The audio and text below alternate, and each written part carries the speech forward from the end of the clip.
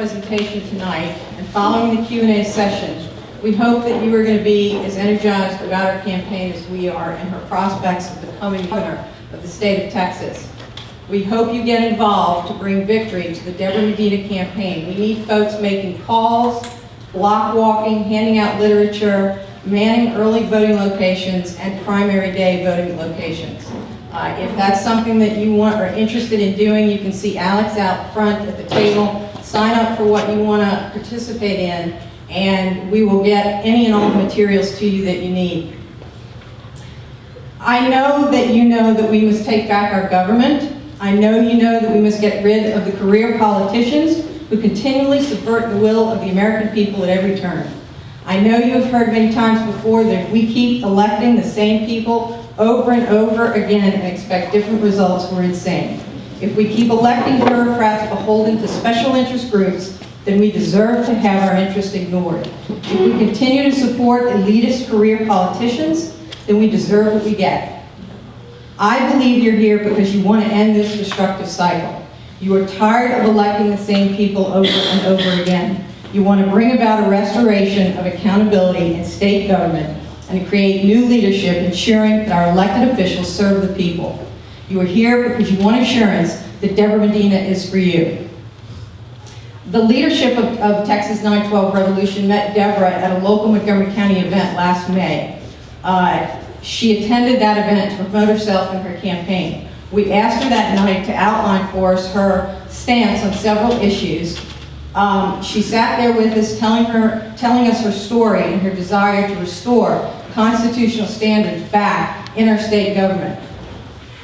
Everything that came out of her mouth that night indicated to us that she is the real deal. Someone like you and me, a true citizen representative who's fed up with the direction of our country and our state.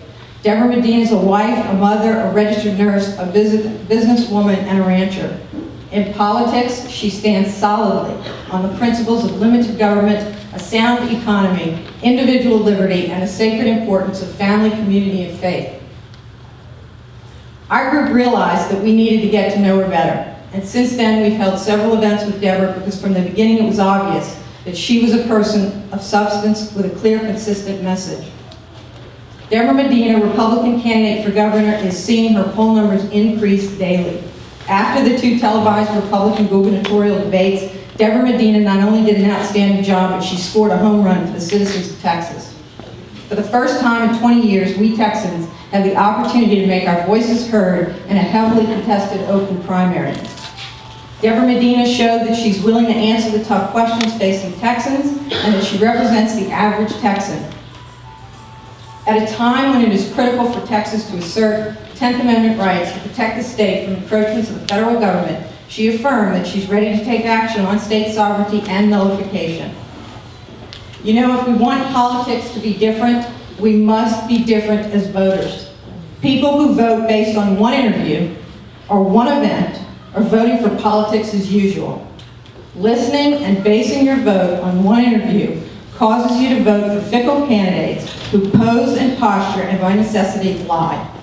Be different, choose differently, vote based on character, relevant political issues, and wisdom. As the March 2nd primary draws near, it's time we Texans take back Texas and restore liberty and freedom to all who live in the Lone Star State. We Texans deserve a governor who will stand up to Washington and stand up for Texas, and that's Debra Medina. I give you Debra Medina.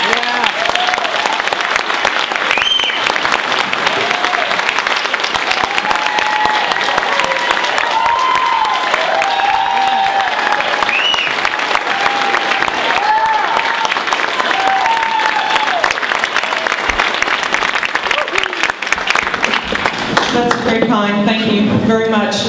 My name's Debra Medina. I swear to tell the truth, the whole truth, and nothing but the truth. So help me God.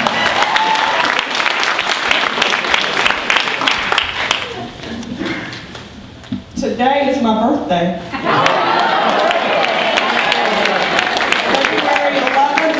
February 11th, 2009, I named Mr. Mark Vosick to be my campaign treasurer. Mark, raise your hand.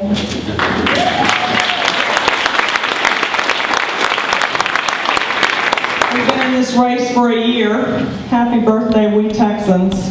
a year today, because someone tapped me on the shoulder in November 2008 and said, "Debra, why don't you run for governor?" And I said, "Man, I sure don't like the choices we're going to have, but are you serious? Me, a little South Texas farm girl, registered nurse, wife, mother, those are two giants, don't you know?"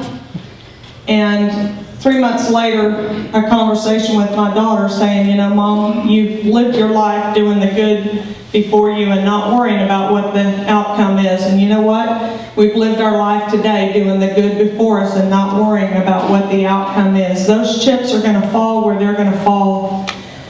When you get over the target, you're going to get shot at, and we're getting shot at. You're going to get shot at for being a supporter of this campaign. I thank you for your courage to be here tonight, and I'm going to say to you what we've been saying from the very beginning of this race. I am going to commit to you to bust my butt to be your governor. I'm going to run a hard campaign. I'm going to run a hard race. And I started working in February of 2009 to learn what I needed to know to be your governor. Someone asked me today in one of the many interviews that we've done, "Are you ready to be governor?" And I said, "I'm getting more and more ready every day. I've got 10 months. But you know, we're not baking a cake here. It's not going to be done in January of 2011. State government is an ongoing process. We are refining and developing and looking for better solutions every day. And we're going to keep working hard. We've got a great team behind this campaign. But at the end of the day, our success isn't going to depend on us. It's going to depend on you. And we are succeeding and we are winning because we Texans, common sense, common values Texans, are standing arm in arm, shoulder to shoulder. We're taking back our government. We are going to restore a constitutional republic. We are going to take a state that has the 13th largest economy in the world. We're going to get the government off of the backs of families and businesses, and we're going to show the rest of the country what freedom and prosperity looks like and what it feels like.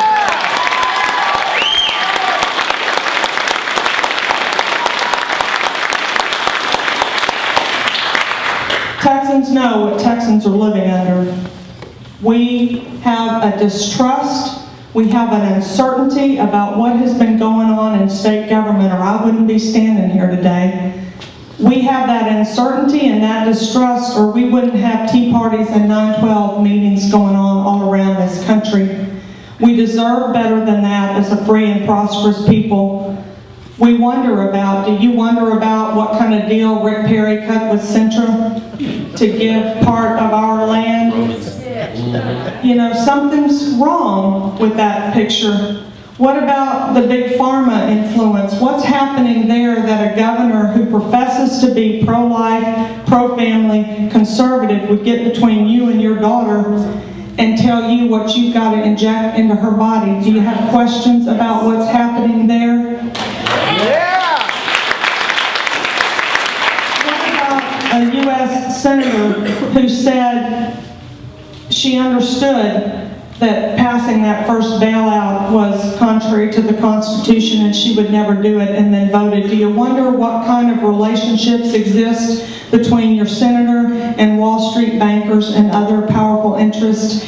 If today has shown us anything, it really should have shown us, again, up close and personal, this is a David and two Goliaths race. And when Goliath swings his big club, it hurts. It hurts. But we're going to win this battle.